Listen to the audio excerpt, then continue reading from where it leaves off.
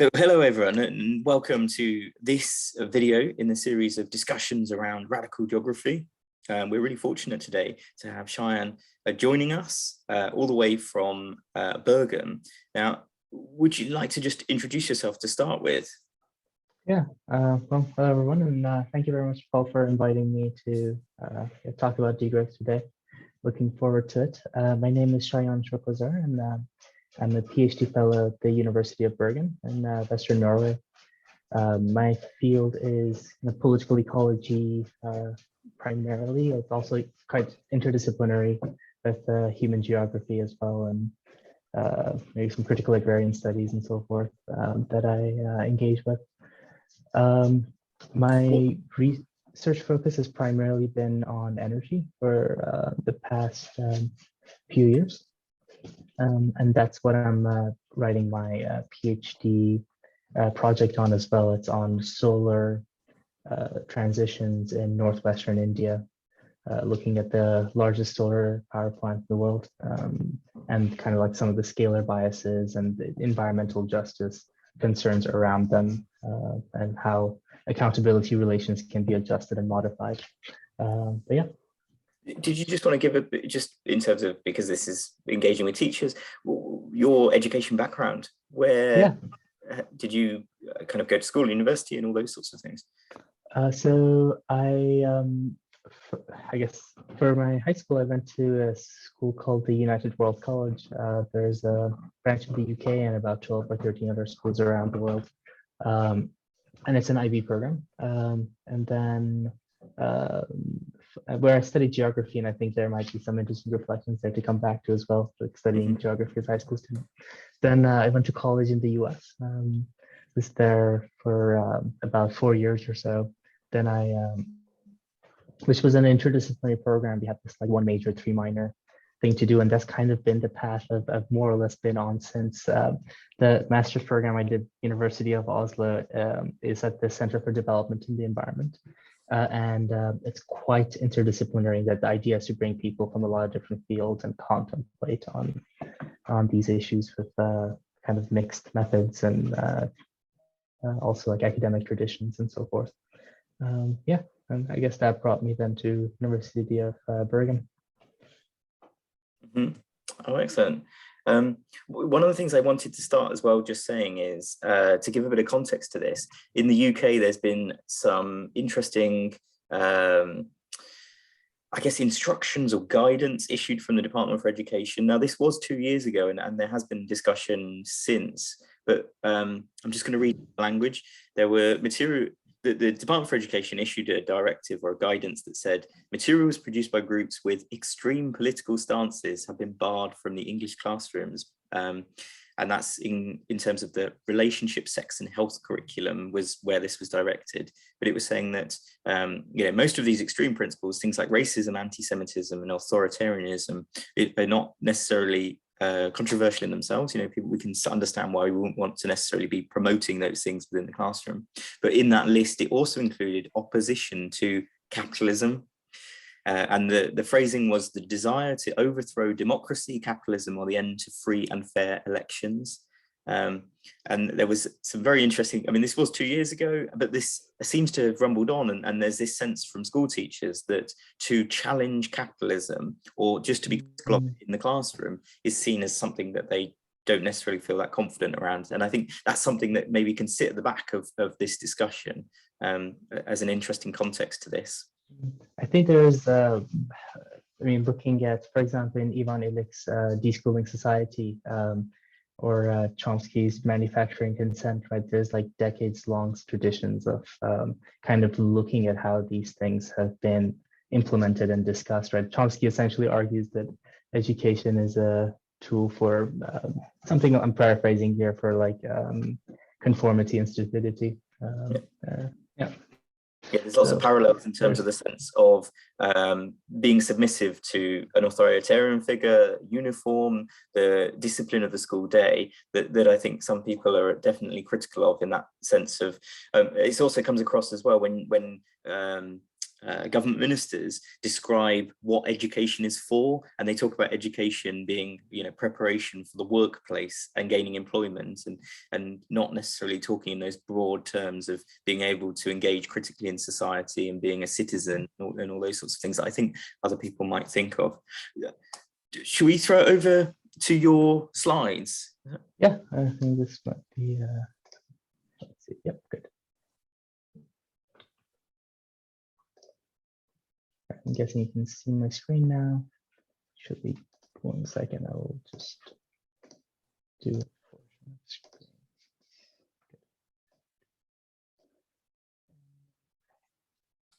Cool. Guessing you can see the slide now. Yeah, that's good. Okay, perfect. All right. Yeah, so I'm going to do about maybe about 12 to 15 minutes of a general presentation to Degrowth. On bringing about a convivial world, and then I will kind of circle back to why conviviality is a bit important in this context. But I think to begin with, it's important to acknowledge that we are living in a growth-oriented modality, right, comprising globalization and neoliberal capitalism that manifests itself through ecological degradation, social fragmentation, and climate change. These circumstances are brought about by what Dunlop and Jakobsen in their book, Violent Technology of Extraction, refer to as the world eater, right, which manifests itself as industrial infrastructure leading to climate change and the Anthropocene while consuming the planet. In essence, it could be argued that anthropogenic climate change has led to the end of the Holocene, right, which was a relatively stable geological time for a new one brought about by class, capital, and the consumption habits of a fraction of humanity. Some have called this the Capitalocene, others the Necrocene, others the Wastocene. There are a lot of debates going on around that, but it's kind of at the essence of it. But there have, over the decades, been different traditions, right, for reversing these trends. One thing that is especially important to point out here is the Limits to Growth, which was a report to the Club of Rome. The essential message was to limit growth on population increase, agricultural production, non-renewable resource depletion, industrial output, and pollution generation, right? Central message was that Earth cannot support present rates of economic and population growth much beyond the year 2100. If that long, even with advanced technology, and this was in 1972, right? About 15 years later, however, in 1987, our common future, also known as the Brundtland Report or the Report of the World Commission on Environment and Development, was published, which very much is a bureaucratic and technocratic approach, right, that made climate change its central message. It stated a sustainable development era, through which technological and financial mechanisms would be used to address climate concerns, right, while maintaining growth and development orientation towards the world. This was a bit of a paradigm shifting moment, because soon after you had the 1992 United Nations Framework Convention on Climate Change, or UNFCCC, and the Kyoto Treaty in 1997. Where just shy of 90 countries pledged to various emission cuts, among other variables. And those traditions in different ways continue to today, right? So in many ways, the tradition set out by our common future is now followed under the tradition of ecomodernism and so-called green growth, right? In their manifesto, ecomodernists reject some of the claims of limits, right, such as human population and economic expansion outstripping the capacities of the planet in the near future. Ecomodernists instead call for accelerating decoupling technologies, right, which would, in theory, decouple nature from development, such as modern energy, including nuclear energy, and their manifesto, but calling, I quote here, meaningful climate mitigation fundamentally a technological challenge, right? So in short, ecomodernism proposes that governments fund research towards necessary technological breakthroughs for climate change mitigation and adaptation. The post-development school, which Degrowth is a part of, and I will circle back to this, on the other hand, rejects development and challenges the modernist ontology of universalism. And it does so in favor of a pluriverse, or a universe of universes, It challenges the colonial pattern of facilitating and imposing development predicated on enforcing ecologically destructive relationships and high energy patterns. The scholar and philosopher Ivan Illich, who was one of the founders of the school, argued that rich nations now benevolently impose a straitjacket of traffic jams, hospital confinements, and classrooms on the poor nations, and by international agreement call this development. I think it might be a good opportunity to do a brief history here of the concept of development before I talk about degrowth, because it gives it a bit more texture. So on the 20th of January, 1949, in his inauguration speech, Truman argued half of the world came from quote unquote underdeveloped areas, right? This started the new era of development, which we're all familiar with following the colonial era, right? Where chronopolitically time becomes linear, where a nation either moves forward or backward. Like geopolitically, the so-called developed nations showed the so-called struggling countries which way to go. Sociopolitically, the development of a nation is measured through its economic performance, by which countries newly emerging from colonial rule are in the custody of the economy, measured through GDP. And then experts of governments, banks, corporations are the actors who push for development, right, in this time. This then gives rise to a conception of modernity as universal, through which we humans live in a single, now globalized world. And in this rhetoric, the idea that science is the only reliable truth and harbinger of progress. Some would argue that the development discourse is a continuation of the colonization of the South, right? It follows with the certainty of Victorian rectitude that advanced societies had an obligation to assist the backward, to civilize the savage, so to say, almost as a moral duty, which conveniently continues to play well as far as the needs of the empire are concerned. So I think the anthropologist Wade Davis puts it very well when he argues, development for the vast majority of the people of the world has been a process in which the individual is torn from his past, propelled into an uncertain future, only to secure a place in the bottom rung of the economic ladder that goes nowhere.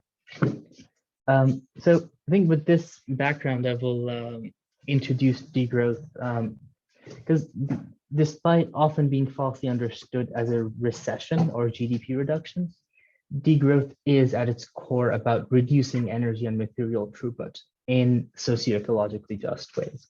It's based on ecological economics tradition that holds the core premise that finite resources and ecological sinks make continued growth of the economy unsustainable. Degrowth scholars would argue that decoupling at rates necessary to avert 2 degrees increase in temperature, let alone 1.5, is not feasible, even under favorable conditions. Right? And remember, this idea of decoupling is at the core of eco-modernist thinking. Right? And furthermore, so-called green growth relies on non-existent and controversial negative emissions and unprecedented technological change. Basically, that historic data does not support the idea of so-called green growth being possible. Therefore, in terms of socio-technical feasibility, if you just look at that, degrowth is a much more feasible option.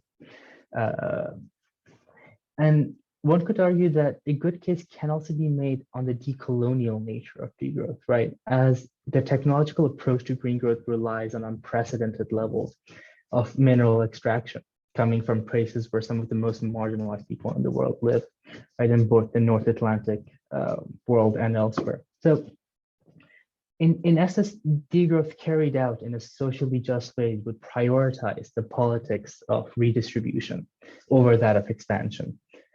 In policy terms, it would manifest itself in ideas like work time reduction, basic income, resource caps, job guarantee, new well-being indicators, right? For example, replace GDP. So just looking at the Euro Green Model policy mix, right? For those interested in an example of how degrowth can manifest itself, which was written in the context of France.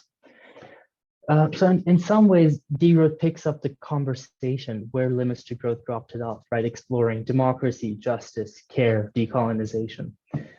It emerged not so much with issues that concern global elites, but instead largely through grassroots activists critical of globalization, who advocate simpler living or a need-based conception of the world, which I will come to in the next slide, but it is in many ways rooted in terms of its history, political and social roots in more intellectual and European circles. And you see that indigenous environmental justice activists, they closer to the post-development tradition that is closer to their everyday struggle in reality in the global South. But it is also important to emphasize the decolonial nature of degrowth, right? As the technological approach of green growth relies on the mineral extraction on South, but also net appropriation of labor, right? So, yeah, there's those elements there. But what is this need-based conception of the world? So, a lot of how I think about my work in the midst of these debates is thinking about how we can create a concrete or a feasible utopia. Right, based on a need-based conception of the world that allows for the provision of decent living, as opposed to growth and development-oriented visions of life and society, which is often based on a human nature dichotomy, or the separation of those, right? And it is about finding how research can empower those who refuse to be governed by coloniality and experiment with decolonizing modes of being, right? So not just the epistemology and the acknowledgement that all knowledge is situated, but also the ontological element of life, which the universal notions of modernity have subjugated. Which the anthropologist Arturo Escobar, for example, argues should be reversed through the recovery of cultural differences. It is about bringing attention to both Marx and Freud refer to as reification, right? By which our perception of needs is harnessed in a manner that we confuse their satisfaction with a demand for mass manufactured products, which Ivan Illich argued, happens when vast bureaucratic organizations have succeeded in dominating the imagination of potential customers. So, I'm an energy researcher, and as much of how I interact and work, is through the prism of energy. A few days ago, we had the Bergen SEG conference, and one of our guests, Mario Diaz, said something that I think it captured much of this debate quite well, and it was that there's nothing emancipatory about renewables, right? Renewable energies, unless we change the politics and economics around infrastructure, right? They still rely on extractive practices and for myriad forms of land enclosure and so forth, continue the socio-ecological pains brought about, for example, through conventional sources of energy, right? So I think there is this like bigger thinking around it that we have to contemplate as we go around or about changing tools and technologies and infrastructures, right? So with this so-called green transition, unless we question the politics of the transition, we end up with largely the same care, justice, dignity concern that existed to begin with, right? So conscious minimization of technology use and also reorienting tools and technology to serve, for example, say decent living services would be one such effort. I think as Jeff Schumacher puts it, wisdom demands a new orientation of science and technology towards the organic, the gentle, the elegant, and beautiful. As promised, on conviviality and by conviviality, I think the term is inspired by and is a homage to Ivan Illich, right, and his book Tools for Conviviality. It's published in 1973. Conviviality takes into account not only current social structures, but also planetary limits. And with the flourishing of a growing number of groups taking the reins of their future in hand, right, engaged in solidarity, mutual aid, direct action, many would argue that conviviality is far more likely to emerge today than even when Illich formulated his vision. And in his words, a modern society bounded for convivial living could generate a new flourishing of surprises far beyond anyone's imagination and hope. I'm not proposing a utopia, but a procedure that provides each community with the choice of its unique social arrangements. So I think I will leave it at that, but happy to clarify, answer any questions you may have. Thank you so much. Yeah, I was making some notes. That was a really great introduction to the concept of degrowth, but also I love the idea that you were also referencing books and journal articles there that teachers, those things would be really useful for teachers to explore further. And I even think a lot of what you were talking about really appropriate for students as well. I really like the idea that you were starting with this sense of a journey in terms of framing development, that being the beginning of it, because I think within the school context, there's often a real lack of a critical discourse around that term development. It's just almost seen as this sort of innately good process. It's just something that is natural, happens, and at the end of it is a good outcome. I think maybe there's more that teachers can do in terms of reflecting more critically on that term development. Yeah, I think one of the reasons I've been emphasizing it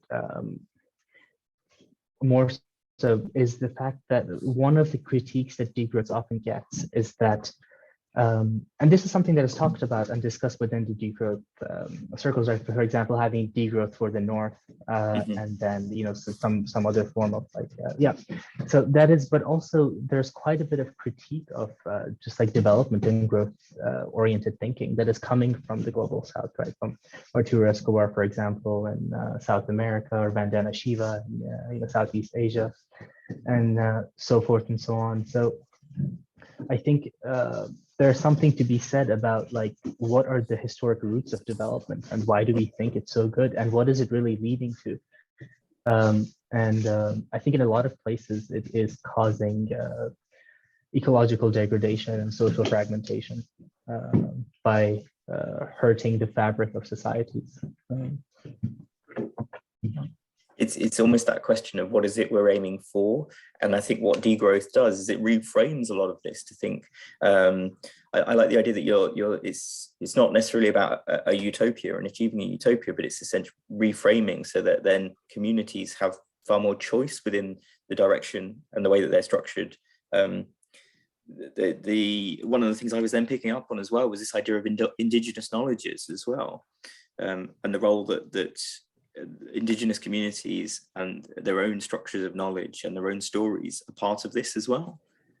Yeah, so I think this maybe connects quite well to what is referred to as epistemic ignorance or epistemic violence, even at times, in that there is this essentially like dominant narrative of how knowledge is attained and accumulated, right, which is through the scientific method. But Vandana Shiva does incredible work essentially criticizing the scientific method and its history as well. And I think it's criticism that should be engaged with, right, and thought through. And by thinking about the world in terms of a pluriverse instead of a universe, the idea is to then honor and engage with and acknowledge the multiplicity of ways to which the natural world can be understood and interacted with. I think this goes to the heart as well of what education is in itself as well. So as much as, yes, what we're saying is young people should be part of this discussion and understand what degrowth is and be open to these sorts of things, it's also fundamentally saying, what is the purpose of education? What does a post-growth education system look like? And how can we, like you're saying, in terms of the way that we think of knowledge, how does that then apply itself to the way that we structure schooling? Yeah, absolutely. And I think one of the works that has been really influential on my thinking around this was Ivan Illich's Deschooling Society, right, where he essentially looks at how schooling in a lot of different ways has become this form of almost confinement. And instead proposes ways of, for example, learning craftsmanship and engaging with various elements that children can, growing up, learn and engage with, as opposed to being, Yeah. So I just want to see what alternatives to that would be. Yeah. The one thing I wanted to just take a step back as well and just discuss is this criticism that's, or the discussion around degrowth, linked to poverty alleviation, in this sense. Yeah. In order for us to lift people out of poverty, we need growth. There's a necessity for growth linked to that. So I think there are a few different ways of looking at this. And one is that our perception of poverty is very much connected to accumulation of wealth and money. Right, when you look at kind of the international standards and the metrics and so forth, right? But you have these, for example, subsistence or semi-self-subsistence communities, right? That very much are based on growing their own food and making their own material needs, right? And then when they are actually pushed out of these, social fabrics or lifestyles that they have with living with the land in various ways, right? And into this industrial capitalist mode of engaging with life and going through that there is a question to be asked about to what extent is this really having a net positive contribution to human well-being. Right, so I bring this up as just like something to think about or contemplate about what is poverty alleviation. Also, I think the other element to look at is that to what extent is development and growth really serving these things that we had in mind, for example, like say schooling or for education or for access to medical services or for access to shelter and so forth and so on, right? A lot of what is the bare necessities of life are commodified. And instead of it being a common, right? Because everything's privatized.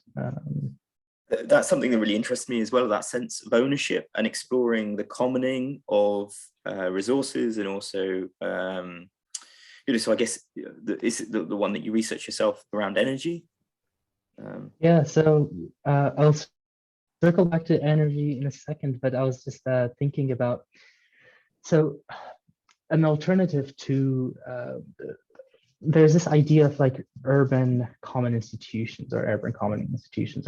Ideas essentially for people to self-organize around, say, things like green spaces, for example, in the city, or for housing, etc. Right, and how do you essentially, can you have these like grassroots local,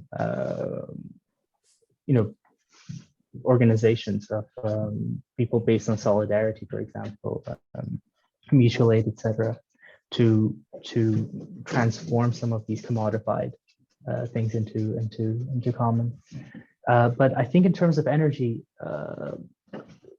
the way that this manifests itself is often through, say, community energy projects, especially if they are smaller scale community projects. Some could be kind of subsistence based, using say wind power or solar power, especially with wind power, because you can have a local supply chain, except for the gearbox, etc.